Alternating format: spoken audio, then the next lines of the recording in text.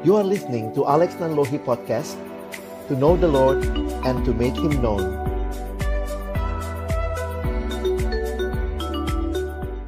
Mari berdoa sebelum kita membaca merenungkan firman-Nya. Kami datang dalam ucapan syukur karena Tuhan baik dan menyatakan kebaikan-Mu dalam hidup kami. Terima kasih untuk perjalanan bersama dengan Tuhan, bersama dengan teman-teman kami dalam satu semester ini, secara khusus menikmati rangkaian persekutuan Jumat yang Tuhan berikan kepada kami. Kami sekali lagi menaikkan ucapan syukur, kami boleh tiba di hari yang terakhir dalam persekutuan Jumat semester ini, di tahun ini, dan juga di dalam akhir pembahasan dari kitab Pengkhotbah. Satu kitab yang kami rindukan membaharui hidup kami untuk melihat apa itu hidup. Bagaimana memaknai hidup dan bagaimana kehadiran kami dalam dunia milik Tuhan boleh benar-benar terkoneksi dengan Tuhan pemilik hidup dan pelayanan kami. Kami akan membuka firman-Mu, kami mohon bukalah juga hati kami. Jadikanlah hati kami seperti tanah yang baik, supaya ketika benih firman-Mu ditaburkan, boleh sungguh-sungguh berakar, bertumbuh, dan juga berbuah nyata dalam hidup kami. Berkati hamba-Mu yang menyampaikan, semua kami yang mendengar. Tuhan, tolonglah kami semua, agar kami bukan hanya jadi pendengar-pendengar firman yang setia, tapi mampukan dengan kuasa dan pertolongan dari Roh-Mu yang kudus, kami dimampukan menjadi pelaku-pelaku firman-Mu di dalam kehidupan kami, di dalam masa muda kami. Bersabdalah ya Tuhan, kami umat-Mu siap mendengarnya. Dalam satu nama yang kudus, nama yang berkuasa, nama Tuhan kami Yesus Kristus, kami menyerahkan pemberitaan firman-Mu. Amin. Shalom, selamat siang teman-teman sekalian. Bersyukur kita boleh tiba di semua ini akhir-akhir gitu ya. Ini bulan yang terakhir, PJ yang terakhir, di bagian kitab yang terakhir ya. Saya akan coba share screen dulu dari apa yang saya siapkan. Jadi tema hari ini, topik kita adalah My Youth is in Your Hand. Kita bersyukur kepada Tuhan melihat bagaimana Tuhan memberikan kepada kita satu kitab seperti Pengkhotbah ini. Ini disebut sebagai kitab hikmat ya. Nah, dalam kitab hikmat, dalam literatur orang Yahudi, hikmat bukanlah berkaitan dengan sesuatu yang abstrak, tetapi hikmat berkaitan dengan sesuatu yang sangat praktis. Makanya mungkin bahasa Indonesia ya, kalau kita dengar kata hikmat, langsung bayangkan sila Pancasila, hikmat kebijaksanaan, langsung bayangannya tuh konsep yang abstrak. Tidak. Orang Yahudi buat mereka, hikmat itu adalah sesuatu yang sangat praktis, yaitu bagaimana menjalani kehidupan. Jadi sebenarnya waktu bicara hikmat, bagaimana mereka menjalani kehidupan sehari-hari, itulah yang dikatakan mereka berhikmat ketika bisa mengkaitkan apa yang dia alami dengan pengetahuan yang dia miliki dan rasa takut akan Tuhan. Jadi itu kombinasi yang menarik ya, situasi, diri, dan Allah. Nah, nanti situ kita akhirnya bisa memahami. Makanya kalau kalian lihat kitab hikmat, jangan pikir kitab hikmat tuh ngejelimet apa, praktis gitu ya. Baca Amsal misalnya, janganlah terlalu sering datang ke rumah temanmu, nanti dia bosen gitu. Itu kan praktis sekali ya. Jangan suka-suka datengin kosannya gitu, saya gitu ya, kalau orang lagi onsite gitu ya. Nanti lama-lama orangnya bosen misalnya begitu. Nah, jadi teman-teman, dalam bagian terakhir, menarik sekali kalau kalian perhatikan, memang ini ditulis untuk orang muda nampaknya ya. Nah, orang muda ini ya, teman-teman masih muda lah ya. Dan abang juga pernah muda. Sampai sekarang pun suka berasa muda ya, lupa usia gitu, karena melayani mahasiswa rasanya muda terus ya. Nah, banyak yang mengatakan, hidup tuh cuma sekali, YOLO, you only live once. Saya pernah baca t-shirtnya anak remaja ya. Kaget juga waktu saya baca itu kira-kira beberapa belas tahun yang lalu ya. Tulisannya begini, masa kecil bahagia, masa muda foya-foya, masa tua kaya raya, mati masuk surga. Wih, rasanya yang make lagi waktu itu anak kecil ya, anak remaja maksudnya. Langsung kebayangnya, wow, kalau ada hidup seperti ini, abang daftar pertama. Sayangnya hidup tidak melulu seperti itu. Hidup itu cuma sekali katanya. Jangan menua tanpa arti. Tetapi waktu kita bicara tentang apa arti hidup, nah ini jadi menarik. Bagaimana kitab pengkhotbah memberikan kepada kita perspektif yang menarik tentang hidup. Saya tidak tahu apa yang berkesan selama membahas kitab pengkhotbah, tapi boleh kali ya teman-teman nanti share di medsosmu, apa sih yang kalian nikmatin selama satu semester ini? Ada nggak ayat-ayat yang bicara secara khusus? Ada nggak kalimat-kalimat yang mungkin berkesan buat kamu? Ya, belajar untuk share supaya kalian juga bisa sama-sama membagikan apa yang kalian nikmati. Di dalam kehidupan ada dua sikap utama yang biasanya terjadi ya. Ada orang yang sangat optimis dengan hidup. Wah, semuanya bakal lancar, aman. Ujiannya bagaimana? Luar biasa ya. Kadang-kadang semua begitu optimis rasanya. Tapi ada juga orang yang begitu pesimis rasanya. Aduh, ini kayaknya too good to be true deh gue nih ya. Kayaknya gimana nih semester ini ya. Kira-kira gimana dosanya, mudah-mudahan buta semua ya. Waktu meriksa tahu-tahu jadi bagus nilainya. Tapi pesimis sekali. Nah, kitab pengkhotbah banyak yang mengatakan ini kitab yang pesimistis, ya. Tapi nanti abang kasih konklusinya di akhir ya. Gimana cara melihat kitab pengkhotbah? Karena kayaknya nggak terlalu optimis. Kata kuncinya apa? Sia-sia gitu ya. Jadi makanya jadi menarik sekali bagaimana pengkhotbah melihat hidup. Kadang-kadang kalau kita baca sekilas, wah ini sangat pesimis. Tetapi sebenarnya tidak demikian. Sebagaimana sifat dari literatur hikmat. Sifat dari literatur hikmat selalu terkait dengan kondisi, diri sendiri, dan Allah. Makanya perhatikan, meskipun kelihatannya begitu pesimis, setiap kali pengkhotbah berbicara tentang Allah, maka ada perspektif yang dia berikan. Ya, sebagai kesimpulan sebenarnya kalau baca pengkhotbah saya lihatnya ini ya. Life with the attitude that although our lives are short, itu sia-sianya, but we will live with God forever. Misalnya masih ingat pengkhotbah 3, Allah memberikan kekekalan di dalam hati. Wah itu, jadi di tengah-tengah dia bicara, aduh sia-sia, begini sia-sia, begitu sia-sia, aduh hidup itu nggak berarti, hidup itu sia-sia, singkat sekali, seperti uap. Tetapi dia memberikan perspektif, there is more to this life. Yaitu, we will live with God forever. Ya, life may not be fair, but keep in your mind, God is always faithful. Nah, bagian terakhir memang lebih khusus nampaknya dia berikan kepada pemuda, ya, orang muda. Karena memang pengkhotbah menulis kepada nampaknya orang muda, mungkin anaknya ataupun orang-orang muda yang dia harapkan membaca kisahnya. Sekali lagi, ini kisah dari seorang tua yang bijaksana, yang sudah melewati pergumulan hidup. Jadi apa yang dia katakan bukan cuma NATO ya, no action talk only, tetapi lahir dari apa yang dia telah alami. Oke? Kita baca sama-sama ayat 11, pasal 11 ayat 9 sampai pasal 12 ayat 14 ya. Abang sudah tulis ayatnya, teman-teman bisa ikuti ya. Bersukarialah hai pemuda dalam kemudaanmu. Biarlah hatimu bersuka pada masa mudamu, dan turutilah keinginan hatimu dan pandangan matamu. Tetapi ketahuilah bahwa karena segala hal ini Allah akan membawa engkau ke pengadilan. Buanglah kesedihan dari hatimu, dan jauhkanlah penderitaan dari tubuhmu, karena kemudaan dan fajar hidup adalah kesia-siaan. Ingatlah akan penciptamu pada masa mudamu, sebelum tiba hari-hari yang malang dan mendekat tahun-tahun yang kau katakan, tak ada kesenangan bagiku di dalamnya. Sebelum matahari dan terang, bulan dan bintang-bintang jadi gelap, dan awan-awan datang kembali sesudah hujan. Pada waktu penjaga-penjaga rumah gemetar, dan orang-orang kuat membungkuk, dan perempuan-perempuan penggiling berhenti bekerja, berhenti karena berkurang jumlahnya. Dan yang melihat dari jendela semuanya menjadi kabur. Dan pintu-pintu di tepi jalan tertutup. Dan bunyi penggilingan menjadi lemah.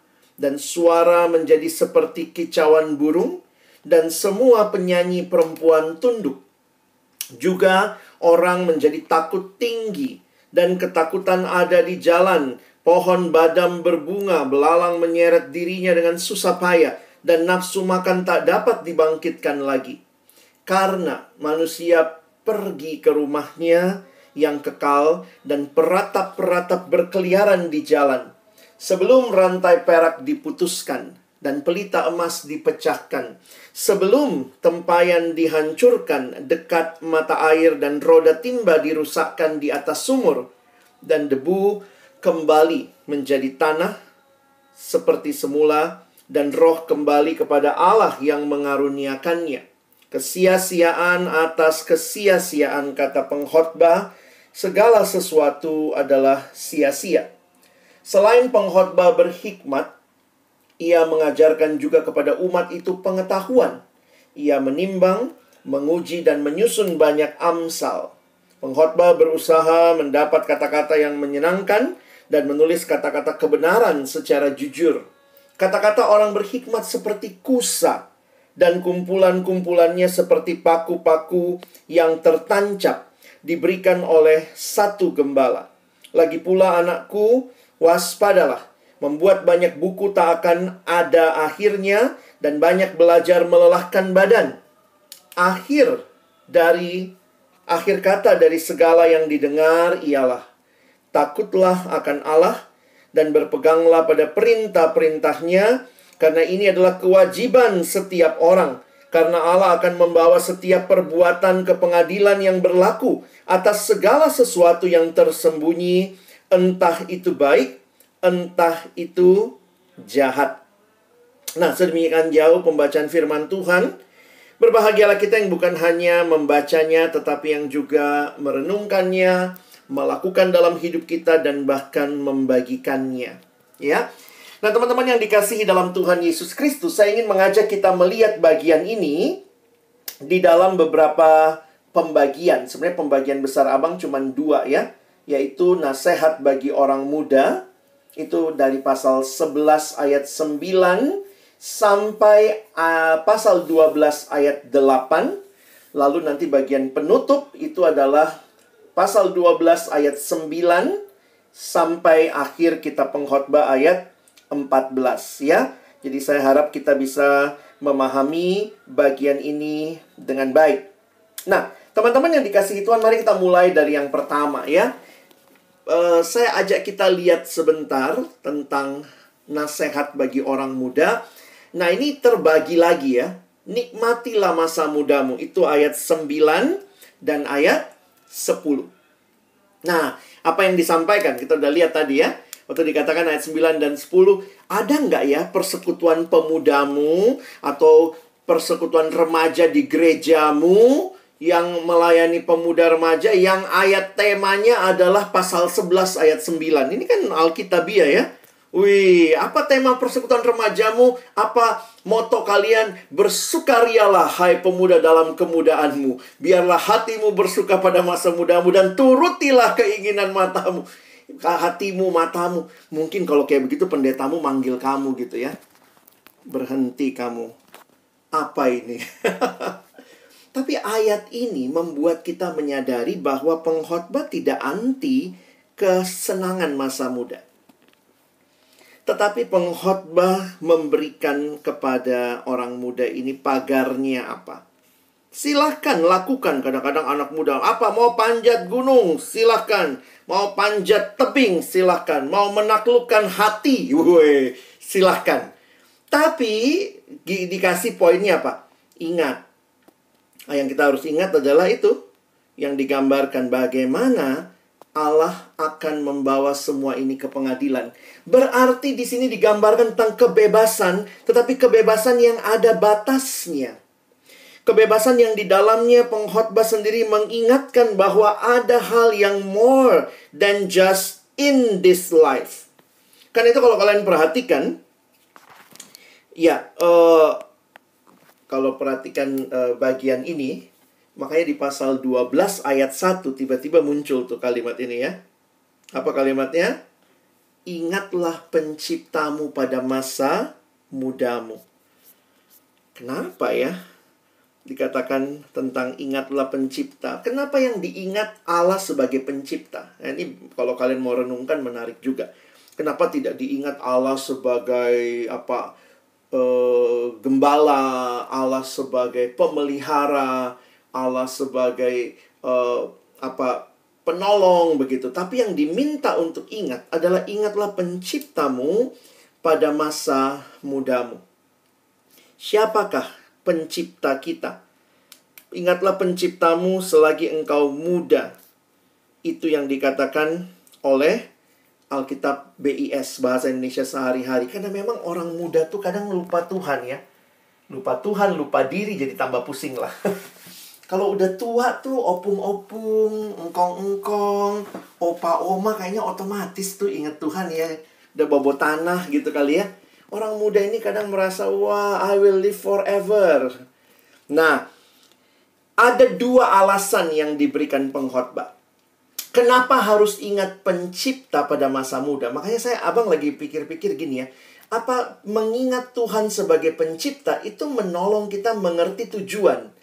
Karena semua yang dicipta pasti tujuannya ada pada penciptanya. Begitu kan? Setuju ya? Kadang-kadang orang bilang, anak sekarang pokoknya find yourself, find your goal in yourself. Saya pikir itu nggak alkitabiah ya. Tidak pernah ciptaan itu menemukan tujuannya dari dalam dirinya. Itu bukan tipikal penciptaan. Kalau sesuatu dicipta, maka goal, tujuan penciptaannya ada pada penciptanya.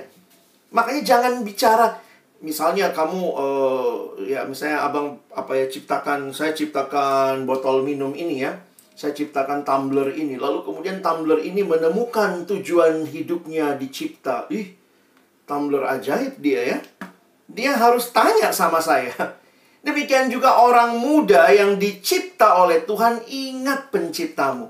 Nah, kenapa harus mengingat pencipta? Ada dua hal yang diingatkan di sini dengan istilah sebelum. Ya. Sebelum. Sebelum apa? Ada dua sebelum ya. Kita lihat yang pertama dulu. Kalau kalian lihat terjemahan Bahasa Indonesia Sehari-Hari, jadi abang pakai beberapa terjemahan ya. BIS. Sebelum tiba tahun-tahun penuh sengsara, pada masa itu engkau katakan, hidupku tidak bahagia. Kapan itu? Kapan kamu dan saya sudah mulai merasa tidak bahagia? Ini kalimat Alkitab ya. Pada sebelum yang pertama, sebelum usia tua. Aduh teman-teman, memang makin tua ini makin banyak aja gitu ya. Entah penyakit lah, entah apalah ya. Kalau percakapan anak remaja gitu ya. Woi gimana lu, udah pacaran sama siapa gitu ya. Lu gimana nih, mau kuliah di mana? Habis kuliah lu mau kerja apa? Itu percakapan umur-umur kalian ya. Kalau percakapan umur abang udah mulai beda gitu. Minum obat apa? Kaki lu sakit, oh asam urat juga ya, oh lu dokter mana gitu ya. Jadi percakapannya udah wow, dokter mana yang terbaik begitu ya. Kalau kalian mungkin masih dokter ini ya, lu facialnya apa skincare-nya apa gitu ya, pakai dokter mana gitu untuk kecantikan. Kalau udah umur saya tuh udah mulai tuh ya, cerita-ceritanya tuh mulai macam-macam berkaitan sama penyakit gitu. Nah, teman-teman yang dikasihi Tuhan, ternyata usia tua di dalam Alkitab digambarkan sebagai usia yang pasti akan tiba dan di dalamnya tidak seindah. Saya juga tidak mau mengatakan bahwa kesannya kayak pengkhotbah ini anti masa tua ya. Dia bukan menolak tua, tapi dia dia mengingatkan bahwa ada masanya semua yang kamu bisa lakukan waktu muda, kamu nggak bisa lakukan lagi. Karena itu pada masa kamu masih muda, ingat penciptamu. Isilah masa mudamu dengan mengingat pencipta. Kenapa? Coba lihat nih. Ayat 2-nya. Kan tidak ada kesenangan bagiku di dalamnya. Sebelum matahari dan terang bulan dan bintang-bintang jadi gelap dan awan-awan datang kembali sesudah hujan. Teman-teman mungkin bingung. Kenapa tiba-tiba dia ngomong weather forecast ya? Ramalan cuaca. Enggak. Kalau kalian memperhatikan, nah makanya abang menyertakan. Kalau kalian punya Alkitab bahasa Inggris, kalian perhatikan mulai dari pasal 12 ayat 2 ke bawah sampai ayat 5. Itu ditulis dalam bentuk puisi. Sayangnya, tidak muncul di Alkitab bahasa Indonesia kita. Jadi itu harusnya ditulis mirip seperti menulis Amsal atau Mazmur. Yang ada ke kirinya, ada ke kanannya, ada ke kirinya, ada ke kanannya. Karena apa? Ini puisi. Dan karena ini puisi, maka kita harus menemukan maknanya. Kira-kira masa tua itu, kenapa dia gambarkan sebelum matahari dan terang, bulan dan bintang-bintang jadi gelap, dan awan-awan datang kembali sesudah hujan? Ini bicara apa? Jeng jeng jeng, saya pakai Alkitab bahasa Indonesia sehari-hari yang sudah menafsirkannya. Waktu bicara terang-terangan ini, bulan, bintang, ini bicara tentang mata. Matanya orang tua tuh tambah gelap kan? Tambah rabun, kira-kira begitu ya. Makanya dalam terjemahan bahasa Indonesia sehari-hari, bila tiba saat itu, yang tadi kan dia bilang, tidak ada kesenangan bagiku di masa tua. Bila tiba saat itu, matamu tak lagi terang. Sehingga pudarlah sinar surya, bulan, dan awan. Awan mendung, bulan, dan bintang. Awan mendung pembawa hujan tetap menyertaimu bagai ancaman. Sedih juga ya, masa tua digambarkan begitu ya. Lalu lihat, ayat 3. Pada waktu penjaga-penjaga rumah gemetar. Kira-kira ini apa yang dia omongin? Ayo, coba. Kalian mesti belajar PA ya, baca. Penjaga-penjaga rumah gemetar. Apa yang gemetar kalau orang tua? Ya, orang tua tuh kadang-kadang opa oma ya, udah langsung otomatis modenya vibrate ya. Vibrate mode gitu ya. Vibrate mode on. Orang-orang kuat membungkuk. Apa itu?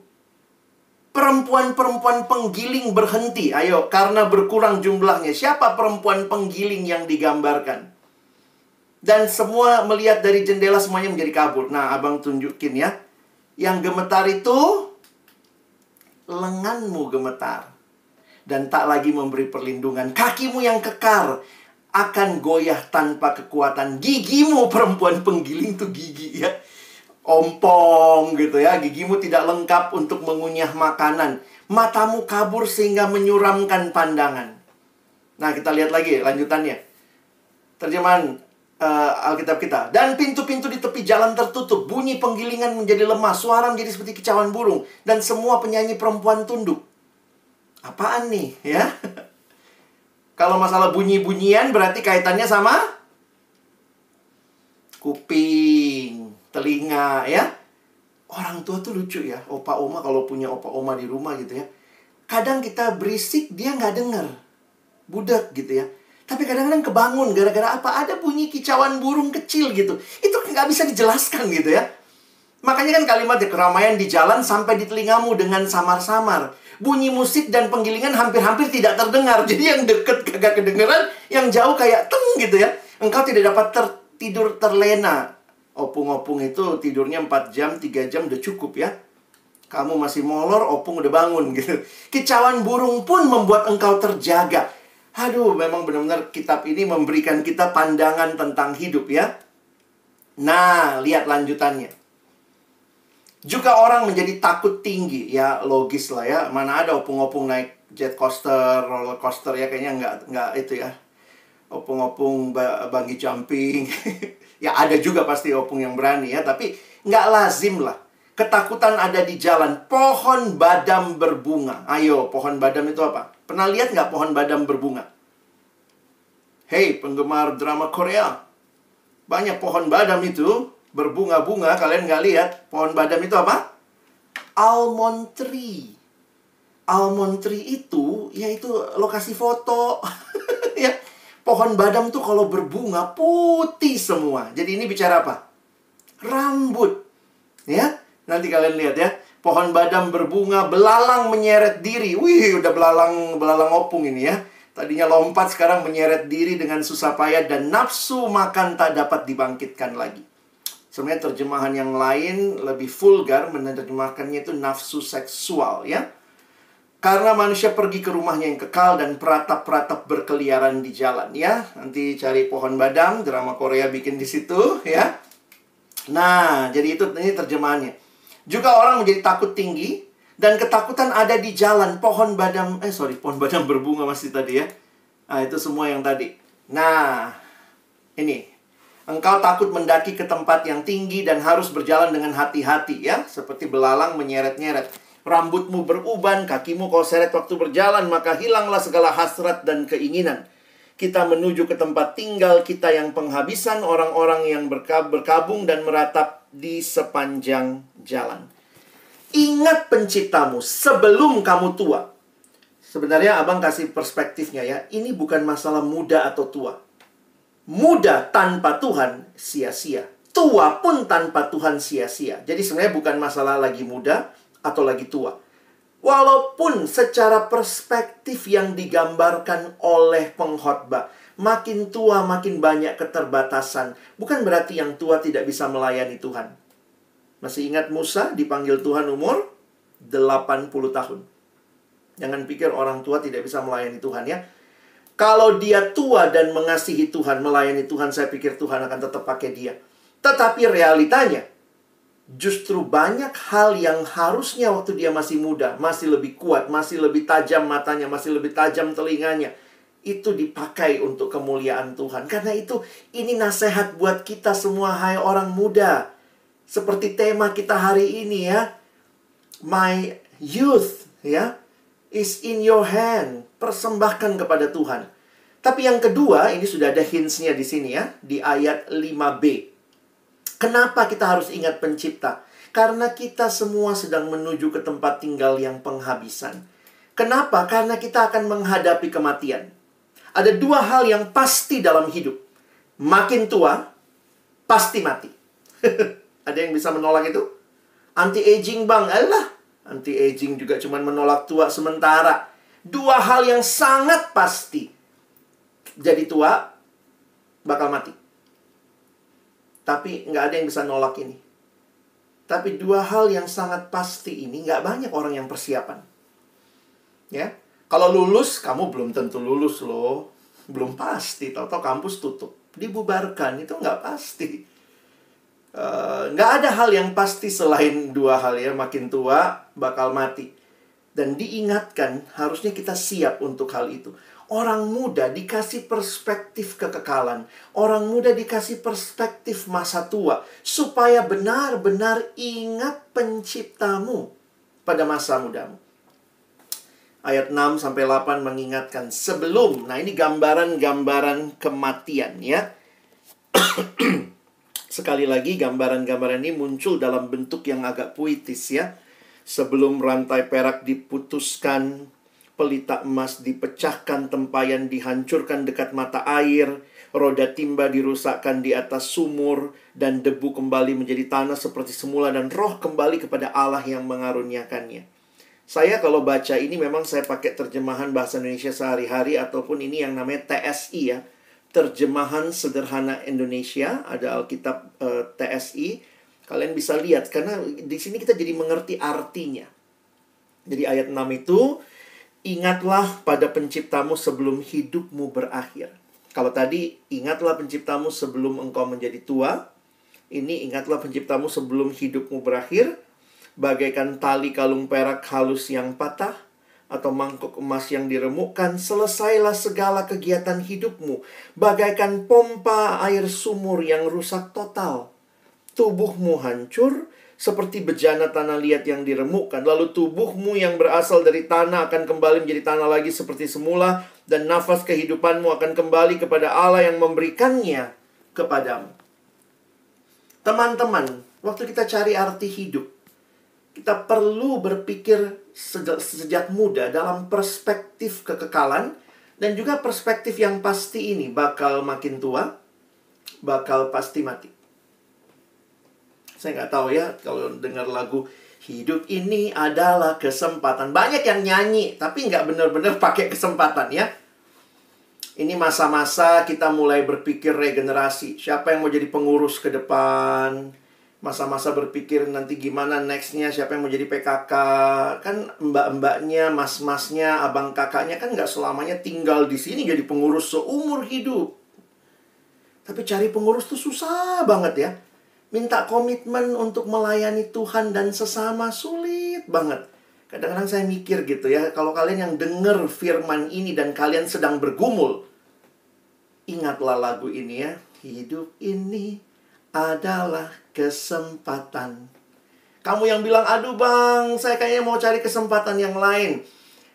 Oke, mau ikut apa? debat-debat bagus juga. Itu di kampus hukum kan banyak banget ya, CV-nya nanti ditambahin tuh. Pernah lomba debat ini, pernah ikut ini, pernah ikut pengadilan semu, saking semuanya nggak pernah kelihatan gitu ya. Semua gitu ya. Tapi pertanyaannya, untuk hal-hal yang pasti di mana Tuhan panggil kita contribute to His kingdom, what would you say? Apa jawabanmu? Kita hidup cuma satu kali loh. Saya bukan berkata itu tidak penting ya. Mungkin kamu berpikir ya untuk pengalamanmu, CV-mu, segala macam. Tapi mari berpikir juga, kalau Tuhan lihat CV-mu, apakah Tuhan bangga?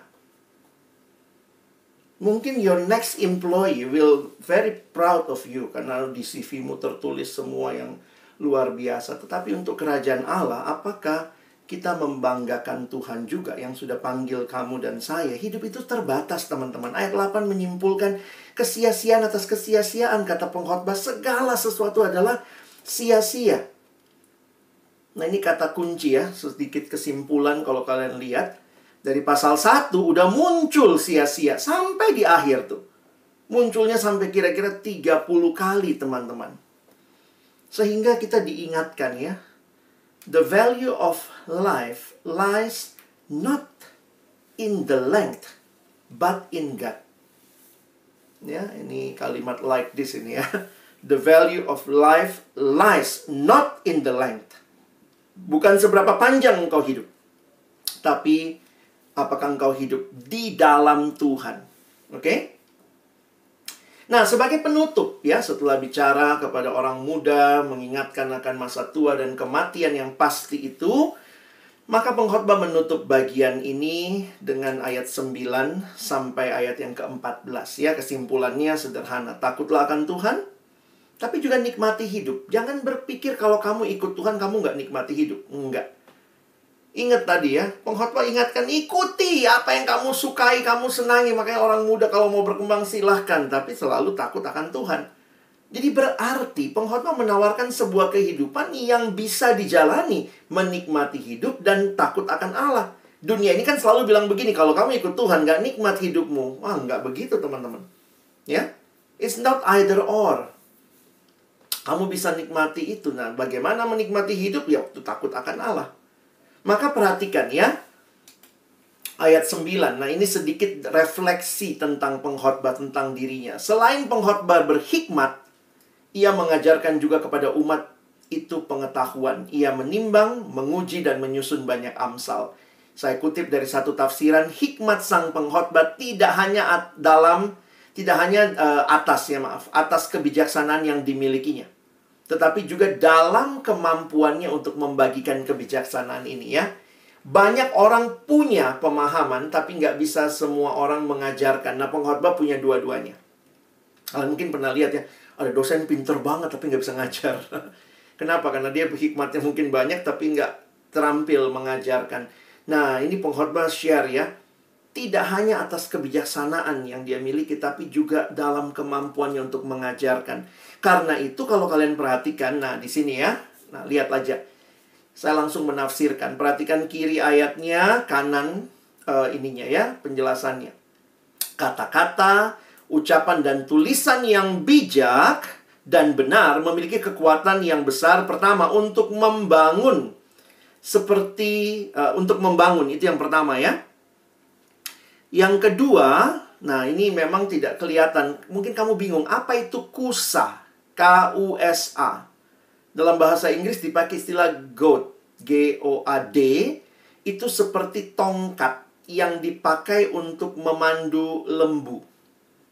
Makanya saya coba menyimpulkan 3 ayat ini, bahwa pengkhotbah berbicara bahwa kata-kata yang dia tuliskan, yang bijak, yang benar itu pertama membangun. Juga seperti kusa, tongkat yang digunakan memandu lembu saat membajak, itu ternyata di tongkatnya itu bisa dikasih sedikit kayak bambu yang runcing, supaya kalau misalnya keboknya itu udah serong, dipukulin gitu, dia balik lagi tuh. Nah, itu kusa. Makanya dibilang kata-kata orang berhikmat seperti kusa. Dan kumpulannya seperti paku-paku. Nah, paku-paku itu untuk menopang. Jadi, saya pikir Amsal yang dituliskan ini atau hikmat yang dituliskan dalam kitab-kitab hikmat, literatur hikmat adalah untuk membangun, untuk memandu, memberi arah, dan juga untuk menopang. Dan yang terpenting, perhatikan ayat 11 bagian akhir. Seperti paku-paku yang tertancap diberikan oleh satu gembala. Maka saya menyimpulkan, dan yang terpenting, kata-kata bijak ini pada akhirnya diberikan kepada kita bukan oleh pengkhotbah, tetapi oleh Tuhan, gembala yang satu itu. Nah, kalau udah baca begini, jangan salah baca. Ayat 12 jadiin tema hidup. Lagi pula anakku, waspadalah, membuat banyak buku tak akan ada akhirnya, dan banyak belajar melelahkan badan. Puji Tuhan ada ayat kayak begini. Maksudnya pengkhotbah mau mengatakan ketika semua itu kamu cuma andalkan kekuatanmu, nggak ada gunanya. Karena memang belajar itu bikin capek. Siapa yang ujian akhir ini sangat gembira, sangat apa, mungkin ya kita capek juga belajar. Tetapi poinnya adalah ketika kamu bisa melihat bahwa itu adalah bagian dalam proses yang Allah berikan, kamu punya perspektif yang berbeda. Nah, yang terakhir ya, ayat 13 dan 14. Saya harap kalian kalau bahas satu kitab tuh ngerti ayatnya ya. Jadi jangan cuma ini apaan sih artinya. Coba cari tahu ya. Kusa itu apa? Oh, itu goat gitu ya. Itu tongkat dan seterusnya ya. Akhir kata dari segala yang didengar, takutlah akan Allah dan berpeganglah pada perintah-perintahnya. Karena ini adalah kewajiban setiap orang.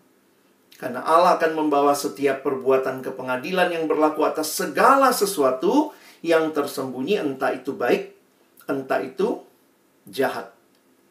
Kalimat yang saya tuliskan di akhir, solusi kehidupan bukan terletak pada hidup itu sendiri, melainkan pada Allah. That's how we view life. Begitu cara kita melihat hidup. Dengan demikian, penutup kitab pengkhotbah memberikan kita jawaban tentang apa yang harus dilakukan. Ya, mungkin kalau kamu baca dari awal, aduh ini sia-sia, aduh itu sia-sia, bangun ini sia-sia, baca banyak buku sia-sia. Lalu kamu oke, kalau gitu mati aja deh, bunuh diri. Enggak. Takutlah akan Allah dan berpeganglah pada perintah-perintahnya. Sebab Allah akan membawa setiap perbuatan ke pengadilan, entah itu baik, entah itu jahat.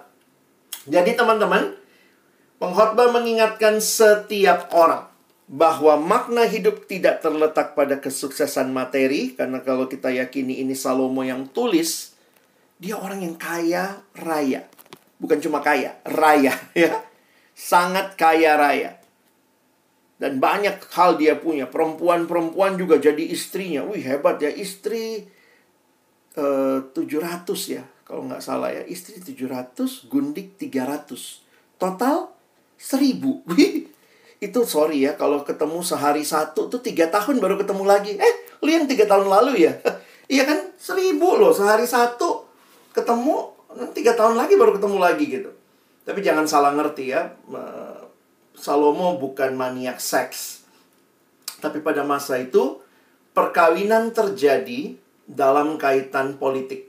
Ketika sebuah bangsa takluk kepada bangsa yang lain, takut sama bangsa yang lain, biasanya mereka mempersembahkan anak mereka untuk jadi perkawinan dalam kontrak ya.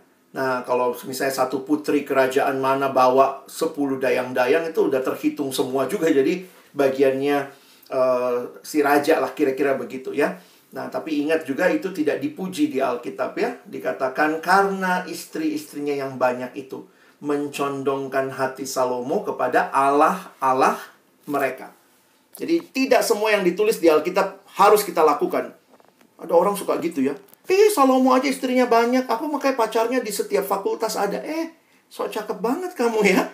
Enggak bisa. Kenapa Salomo kamu pakai patokan? Ingat loh, baca ceritanya Salomo secara utuh. Itu bukan hal yang baik. Itu bukan hal yang harus dilakukan. Nah, pengkhotbah mengingatkan bahwa setiap orang, bahwa makna hidup tidak terletak pada kesuksesan materi yang dicapainya dalam dunia ini. Kepuasan seperti itu sifatnya sementara dan sia-sia. Namun, orang yang menaruh harapannya dalam takut akan Tuhan adalah orang yang berhikmat. Sebab ia tahu bahwa Tuhan itu sumber hikmat dan pengetahuan. Sekali lagi kita belajar semester ini kitab hikmat. Karena itu, biarlah waktu kita sudah selesai, kita makin berhikmat melihat hidup. Masih ingat yang abang bilang tadi? Lihat situasi, lihat dirimu, lihat Tuhan, kamu mengambil keputusan, kamu disebut orang berhikmat. Kalau kamu cuma lihat situasi, memutuskan, belum tentu berhikmat. Kamu hanya lihat situasi dan dirimu, memutuskan, belum tentu berhikmat. Tetapi ketika kamu bisa dalam kapasitas, situasi, diri, Tuhan, kamu mengambil keputusan, maka itulah ciri dari orang yang berhikmat. Selalu melibatkan Tuhan dalam berbagai situasi. Jadi hikmat sekali lagi bukan konsep. Apakah di dalam hikmat ada pengetahuan? Ada. Tetapi pengetahuan tanpa takut akan Tuhan tetap tidak jadi sesuatu. Makanya kalau kalian lihat cara pengkhotbah mengatakan harus ada pengetahuan, itu bagian diri kita. Kita mesti berhikmat, punya pengetahuan, lalu punya pemahaman akan situasi, tetapi harus ada faktor Tuhan di dalamnya. Nah, demikian juga kalian anak-anak hukum, mari merencanakan hidupmu dengan berhikmat. Tuhan, saya dapat kesempatan nih. Apa? Kesempatan ikut apa? Untuk nambah CV, misalnya debat atau apa gitu ya. Lalu memang saya juga, dengan itu kan pengetahuan saya bertambah ya. Tapi tanya, Tuhan mau nggak? Kira-kira Tuhan lewat ini saya belajar apa? Tuhan kasih kesempatan, selalu kaitannya diri saya, situasi juga bisa orang lain di sekitar kita, dan Tuhan. Nah, hikmat itu keputusan-keputusan praktis yang kita ambil karena kita mengenal Tuhan, mengenal diri, dan mengenal situasi. Oke? Abang juga bergumul dulu ya. Saya dulu kan waktu di FISIP ikut mahasiswa awal gitu, saya kena senang nyanyi ya, ikut Paragita juga dulu. Jadi ikut Paragita gitu ya, konser-konser gitu, mau keluar negeri kita waktu itu. Nah, cuma saya harus berpikir mendalam waktu itu, karena saya juga sadar saya punya keterbatasan, dan saya ditawarkan jadi pengurus di kampus, saya ditawarkan jadi pemimpin kelompok kecil. Jadi di masa itu saya harus bergumul di hadapan Tuhan. Berhikmat bisa jadi untuk saya sama teman saya beda ya. Saya akhirnya memutuskan keluar dari Paragita karena saya mau melayani di PO. Teman saya memutuskan tetap di Paragita gitu ya. Jadi memang Tuhan pimpin setiap orang beda. Kita nggak bisa saling menilai, saling menghakimi. Tapi yang penting adalah kita mempertanggungjawabkan bagian yang kita pilih di hadapan Tuhan. Kenapa? Karena kita memutuskannya bersama Tuhan. Dan saya pikir itu dalam hidup tuh ada banyak keputusan-keputusan yang harus berhikmat. Ya, walaupun mungkin kayaknya kecil gitu ya. Jadi bukan cuma lihat kesempatan ambil, pokoknya CV-nya nambah. Tanya dulu, Tuhan mau nggak? Atau mana tahu Tuhan bilang, coba kamu ambil yang lain untuk membangun karaktermu. Siapa tahu menjadi pengurus di PO, itu jadi bagian yang Tuhan bukakan buat kamu. Ya, jadi jangan hanya sekadar mengikuti yang kita mau, yang terbuka, yang apa, kita harus punya hikmat yang dari Tuhan ya. Sebagai aplikasi, saya coba tutup dengan beberapa pemikiran ya. Nah, kalau kalian pernah lihat ada lukisan ya, lukisan tentang prudence. Prudence itu kebijaksanaan ya. Ada seniman Venesia, Titian, memotret kebijaksanaan sebagai lelaki berkepala 3. Nah, ini muncul di lukisannya ya. Ini lukisannya. Jadi kalau kalian tahu, ada laki-laki kepala 3, di bawahnya ada 3 hewan. Nah, kepala pertama itu adalah kepala orang muda yang menghadap masa depan. Kepala yang kedua, kepala orang dewasa yang menatap masa kini. Dan kepala yang ketiga adalah kepala orang tua, bijaksana yang menatap masa lampau. Demikianlah Titian mengkaitkan tentang what is prudence. Nah, di atasnya, nah sayangnya nggak terlalu kelihatan ya. Nanti kalau kalian lihat di atasnya itu sebenarnya di atas kepala mereka ada tulisan. Ada ungkapan dalam bahasa Latin. Nanti kalau kalian coba googling aja ya. Ini gambar abang terlalu gelap. Kalau kalian lihat di atas kepalanya itu ada tulisan. Dan saya pikir itu pesan yang diberikan oleh Titian. Dalam bahasa Latin ini kalimatnya. Ex praeteritio praesens prudenter agit, ne futura actione deturpet. Artinya, saya juga nggak tahu ya. Ini artinya. From the experience of the past, the present acts prudently, lest it spoil future actions. Jadi, dari contoh masa lalu, masa kini bertindak bijaksana supaya tidak menghancurkan masa depan. Nah, ini kira-kira pesan yang mau disampaikan oleh Titian. Bagi saya, baik sekali. Itulah hidup manusia dalam dunia. Tapi apa bedanya dengan kita anak Tuhan? Melihat ke belakang, melihat ke sini, melihat ke depan. Nah, itu semua orang juga begitu ya. Makanya kebijaksanaannya dunia ya sebegitu aja. Tapi saya pikir Titian tidak menggambarkan hikmatnya Alkitab. Karena hikmat kita not only look back, look now and look to the future, but also we need to look up. Inilah kebijaksanaan Kristiani, di mana Allah terlibat. Dia pencipta, ingat hidupmu milik Dia. Kalau begitu mau diapa-apain hidupmu, konsul sama pemiliknya. Kamu ngekos, kamu mau dekorasi kosmu, kamu mau ganti apanya, kamu mesti konsultasi sama yang punya kosan. Jangan sok merasa ini kosanmu begitu ya. Oh, masih banyak yang belum ngekos ya. Belum pernah ke kampus kali ya.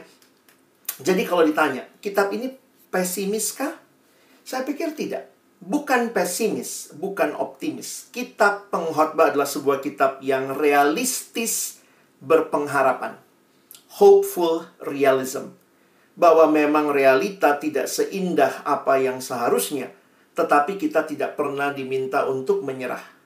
There is always hope in Christ. Kenapa? Hidup itu dari Tuhan. Itu disimpulkan di dalam Pengkhotbah 3 ya. Kalau kita baca Pengkhotbah itu jelas banget. Dia mengingatkan kita bahwa setiap orang dapat makan dan minum, menikmati kesenangan dalam segala jeripayanya. Itu juga adalah pemberian dari Allah.